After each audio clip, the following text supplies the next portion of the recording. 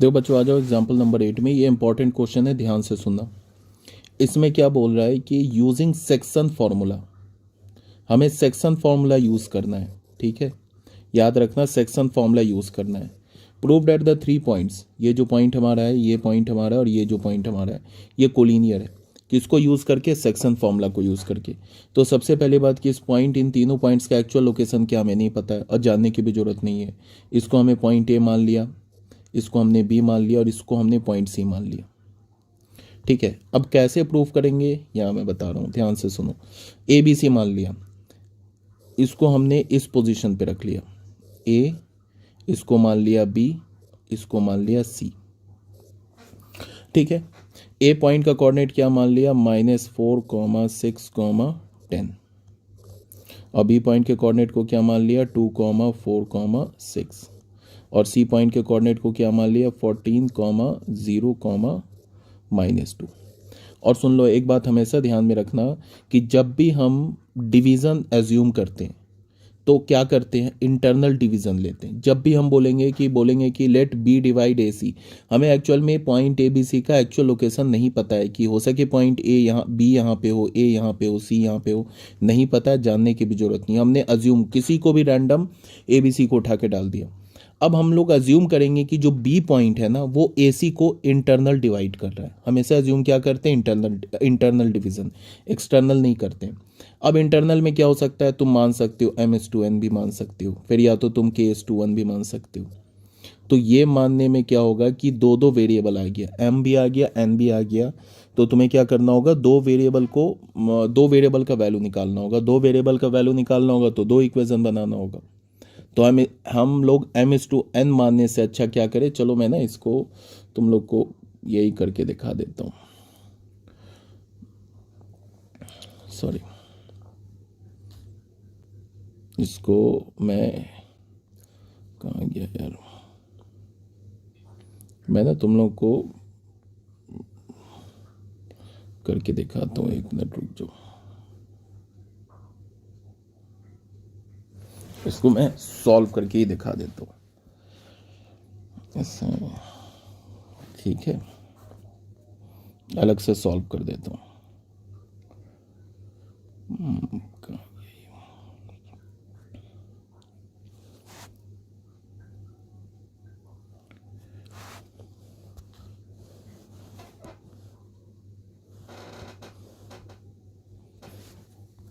हमारे पास पॉइंट क्या है? एग्जाम्पल नंबर 8, ये हमारा एग्जाम्पल नंबर 8। ठीक है, इसमें देखो ध्यान से मैं कर देता हूँ सॉल्व।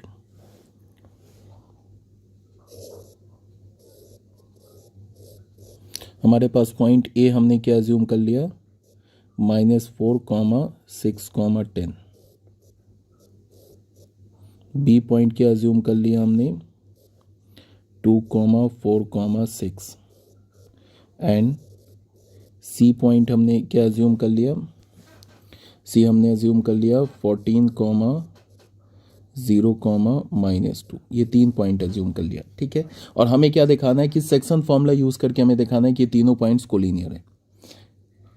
ठीक है, तो क्या करो कि ए बी सी का एक्चुअल लोकेशन क्या जरूरत नहीं है, हमने ऐसे करके रैंडम बना लिया। इसको हमने पॉइंट ए मान लिया, इसको हमने पॉइंट बी मान लिया, इसको हमने पॉइंट सी मान लिया। ए पॉइंट का कोऑर्डिनेट क्या हो गया? -4, 6, 10। बी पॉइंट का कोऑर्डिनेट क्या ले लिया? 2, 4, 6।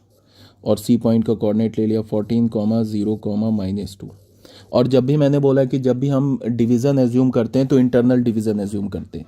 हम तो चाहते तो m/n भी मान सकते थे कि b divide ac in the ratio m/n, या k/1, दोनों से कर सकते हैं। चलो मैं दोनों से करके दिखाता हूँ। पहले हमने मान लिया कि ऐसे लिखा हमने कि let b divides ac internally in the ratio, हमने क्या मान लिया? m/n के रेशियो में डिवाइड कर रहा है। ठीक है, तो अब बी पॉइंट का कोऑर्डिनेट क्या होगा? इन द रेशियो m/n नहीं, इन द रेशियो k/n। m/n में भी लेंगे नेक्स्ट केस में, k/n मान लिया हमने। तो बी पॉइंट का कोऑर्डिनेट क्या हो जाएगा? कोऑर्डिनेट ऑफ पॉइंट बी क्या होगा, इंटरनल डिवीज़न लगाएंगे तो क्या होगा, इंटरनल डिवीज़न में क्या होगा, के को किससे मल्टीप्लाई करेंगे 14 से, तो क्या हो जाएगा 14K। फिर 1 को किससे मल्टीप्लाई करेंगे -4 से, तो क्या हो जाएगा -4, 14K -4 अपॉन इंटरनल डिवीज़न लिया तो K+1। ठीक है, उसके बाद फिर K को किससे मल्टीप्लाई करेंगे 0 से, तो K इंटू 0 0, फिर क्या होगा प्लस, फिर क्या होगा 1 को किससे मल्टीप्लाई करेंगे 6 से, तो 1 इंटू 6 6 अपॉन K+1। उसके बाद क्या करेंगे, फिर K को किससे मल्टीप्लाई करेंगे -2 से, तो -2K। फिर 1 को किससे मल्टीप्लाई करेंगे 10 से, तो +10। ऐसे हो गया। ठीक है, तो बी पॉइंट का कोऑर्डिनेट क्या हो गया, बी पॉइंट का कोऑर्डिनेट हो गया 14K -4 अपॉन K+1, ये हो गया 6 अपॉन K+1, और ये क्या हो गया -2K + 10 अपॉन K+1। ऐसे हो गया। बट बी पॉइंट का कोऑर्डिनेट क्या गिवन है, बी पॉइंट का कोऑर्डिनेट है ना 2 4 6। अब तुम्हें करना क्या है कि बी पॉइंट का कोऑर्डिनेट गिवन है 2 4 6। अब तुम क्या करो कि कोई भी एक कोऑर्डिनेट इक्वेट कर लो, या तो यहाँ से ये भी, ये किसके इक्वल है, ये 2 4 6 के इक्वल है ना। अब तुम क्या करो, या तो एक्स कोऑर्डिनेट इक्वेट कर लो, या तो वाई कोऑर्डिनेट इक्वेट कर लो, या तो जेड कोऑर्डिनेट इक्वेट करके के की वैल्यू निकाल लो। मान लो सपोज डैट मैंने वाई कोऑर्डिनेट को इक्वेट किया, मान लो कि हमने लिखा 6 अपॉन K+1 को मैंने लिख दिया 4। क्या किया मैंने, वाई कोऑर्डिनेट को इक्वेट कर दिया।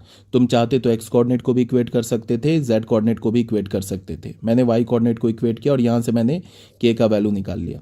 तो सबसे पहले क्या हो जाएगा, 2 3 3 upon K+1 is equals to 2। तो यहाँ से हमें क्या मिल गया, 2K + 2 इज इक्वल्स टू 3। तो यहाँ से हमें क्या मिल गया, 2K इज इक्वल्स टू 1। यहाँ से क्या मिल गया, K की वैल्यू 1/2।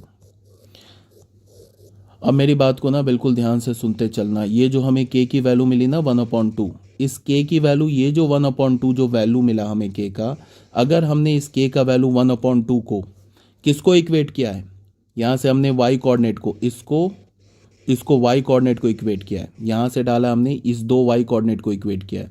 अब यहाँ से जो हमें K का वैल्यू मिला 1/2, अगर मैं यहाँ x कोऑर्डिनेट में डालूँ K की जगह 1/2, अगर हमें 2 आ गया, और यहाँ पे K की जगह 1/2 डालूँ अगर हमें 6 आ गया, तो तीनों पॉइंट्स कोलिनियर है, और नहीं आया तो नॉन कोलिनियर है। आ रही मेरी बात समझ में। अब उसके लिए हम क्या करेंगे, एक्स कोऑर्डिनेट उठाएंगे। एक्स कोऑर्डिनेट हमारे पास क्या है, 14K -4 अपॉन K+1। इसमें क्या करेंगे, put K is equals to 1/2, 1/2 put कर दिया। अच्छा एक बात ये भी देखो ध्यान से, K का वैल्यू हमें क्या मिला 1/2, हमने क्या डिवीजन लिया है, इंटरनल डिवीजन लिया है।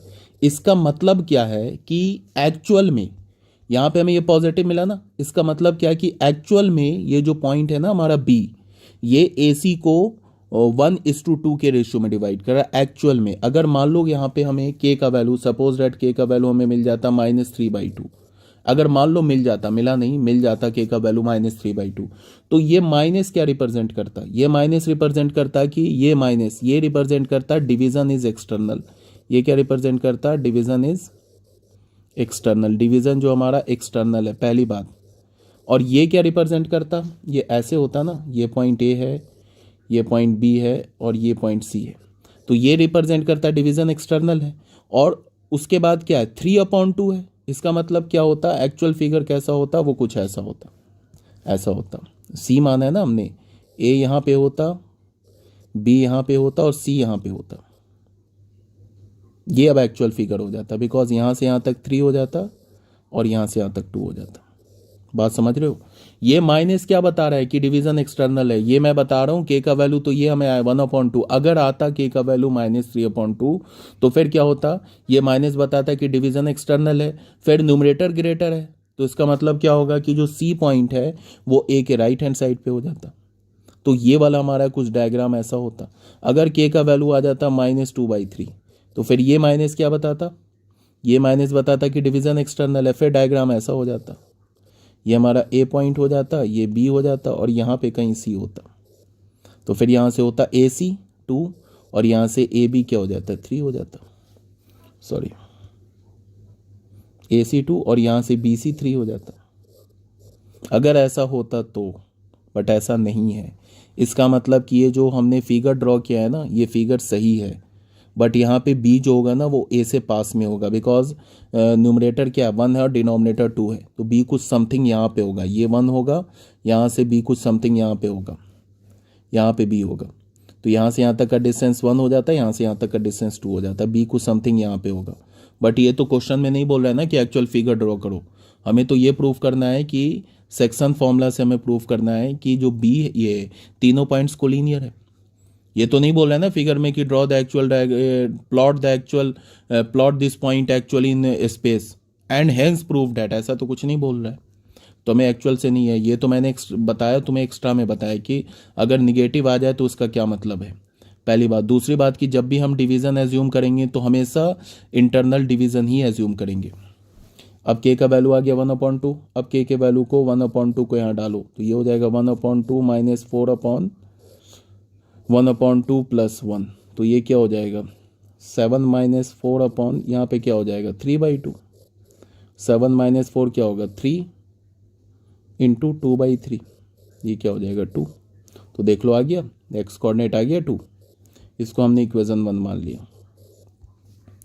उसके बाद z कोऑर्डिनेट क्या -2k + 10, ये है ना z coordinate, -2k + 10, -2k + 10 upon k + 1, और यहाँ पे क्या करेंगे पुट k = 1/2 पुट करेंगे, तो -2k की जगह डालेंगे 1/2 + 10 अपॉन 1/2 + 1, तो क्या हो जाएगा 10 - 1/3/2, क्या होगा 9 इंटू 2/3, तो 3 3 से ये क्या हो गया 6, देखो है ना 6 ये z कोऑर्डिनेट, तो इसको हमने सेकेंड इक्वेशन मान लिया। अब यहाँ पे बस एक लाइन लिखना है from equation 1 and 2 points A, B and C are collinear।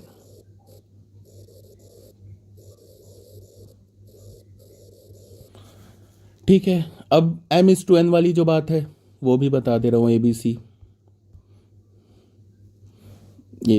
m/n वाली बात जो है उसमें, चलो मैं इसको ले लेता हूँ,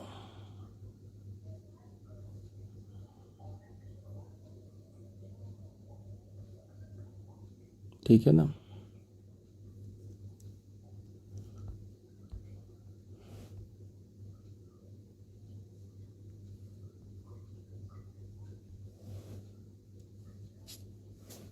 m/n की जो बात है तो उसमें देख लो, m/n में मानेंगे तो बताओ बी पॉइंट का कोऑर्डिनेट क्या हो जाएगा, बी पॉइंट का कोऑर्डिनेट क्या हो जाएगा बताओ, m इंटू 14, तो ये क्या हो जाएगा 14m, फिर n इंटू -4 तो क्या हो जाएगा -4n अपॉन m + n, और फिर क्या हो जाएगा m इंटू 0 तो 0, n इंटू 6 तो क्या हो जाएगा 6n अपॉन m + n, और फिर क्या हो जाएगा m इंटू -2 -2m, और n इंटू 10 तो क्या हो जाएगा +10n अपॉन m + n, ये हो गया। और बी पॉइंट का कोऑर्डिनेट क्या गिवन है 2 4 6।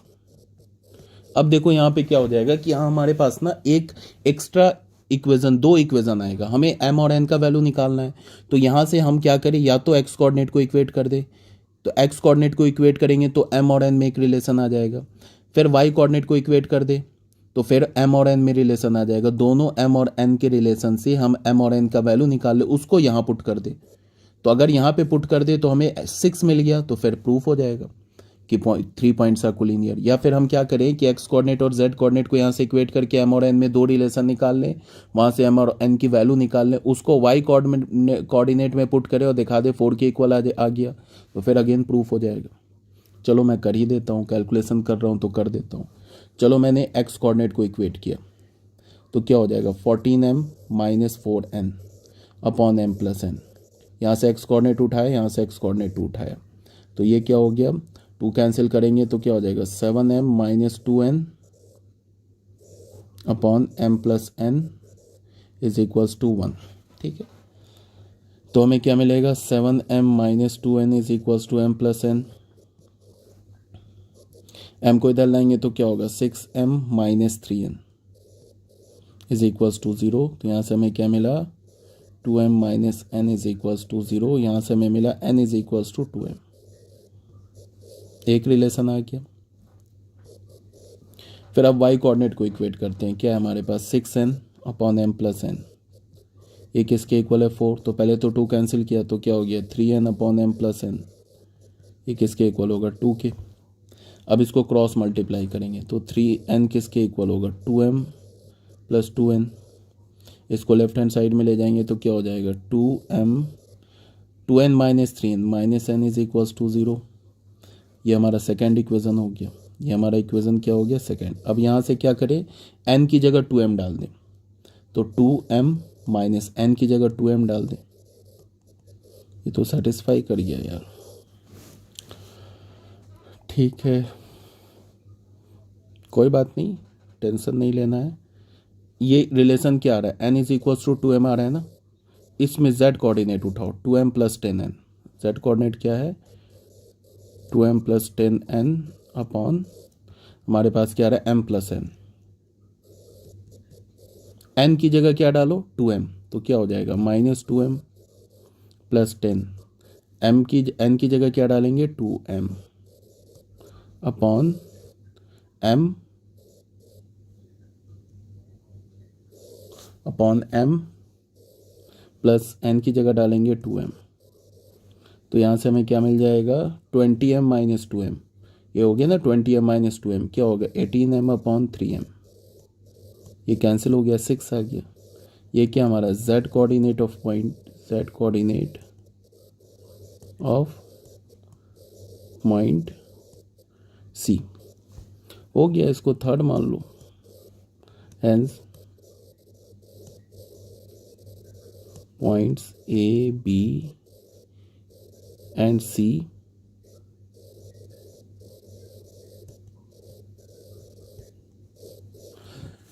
ठीक है बच्चों, ऐसे कर सकते थे, 2 मेथड बता दिया। ये वाला जो फर्स्ट मेथड बताया ये ज़्यादा आसान है, ठीक है। अब आ जाओ एग्जाम्पल हो गया, ये हो गया एग्जाम्पल नंबर 8। अब आ जाओ एग्जाम्पल नंबर 9 में। चलो एग्जाम्पल नंबर 9 भी मैं कर देता हूँ सॉल्व। ये क्या बोल रहा है एग्जाम्पल नंबर 9 में, find the coordinate of the centroid of the triangle whose vertices are. ठीक है, इसको भी कर देता हूँ मैं सॉल्व।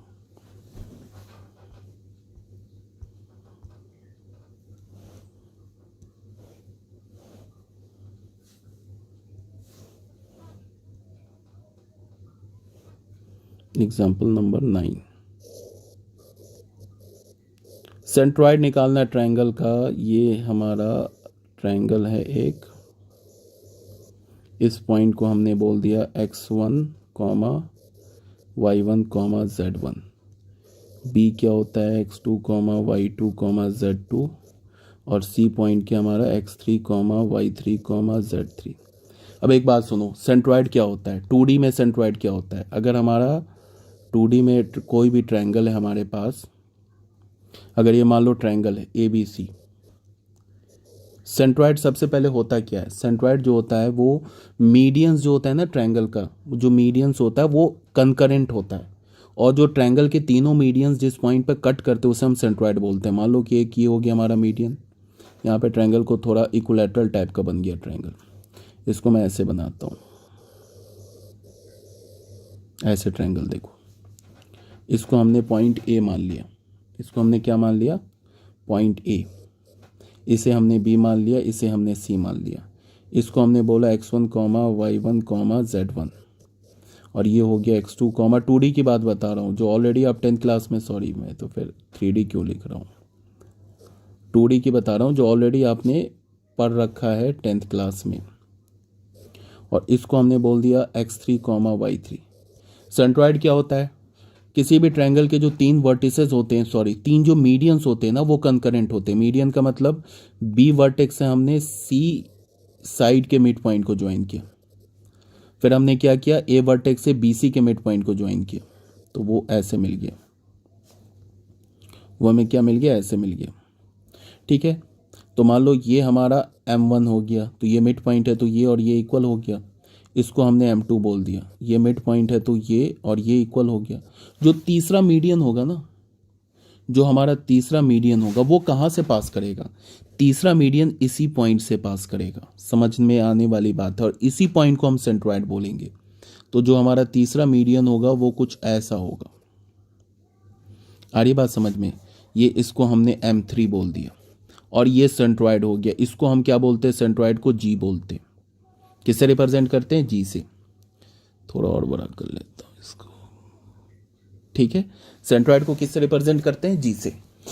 अब मेरी बात को सुनना बड़े ध्यान से। कोई भी हम एक मीडियन उठा लेते हैं, लाइक AG उठा लो, BG ये AM1 मीडियन उठा लो, BM2 मीडियन उठा लो, या CM3 मीडियन उठा लो। वर्टेक्स से लेके सेंट्रॉइड और सेंट्रॉइड से लेके मीडियन, ये रेशियो होता है 2:1 का। अरे बात समझ में? वर्टेक्स से लेके सेंट्रॉइड और सेंट्रॉइड से लेके मीडियन, ये होता है 2:1। वर्टेक्स से सेंट्रॉइड और सेंट्रॉइड से मीडियन, ये 2:1 का रेशियो होता है। हमें क्या चाहिए? हमें जी पॉइंट का कोऑर्डिनेट चाहिए। हमने एक मीडियन उठा लिया, ये हमारा एक कोई भी मीडियन उठा लो, उससे निकल जाएगा x1 y1, और ये एक हमने उठा लिया, ये m1 है। अब m1 तो क्या मिड पॉइंट है ना BC का, तो ये क्या हो जाएगा? x2 प्लस x3/2, और क्या हो जाएगा? y2 plus y3/2। तो m1 का कोऑर्डिनेट क्या हो गया? x2 प्लस x3/2 और y2 प्लस y3/2। ये पॉइंट है जी, इसका हमें कोऑर्डिनेट चाहिए। ये रेशियो क्या है? 2:1। मतलब यहाँ पे क्या है?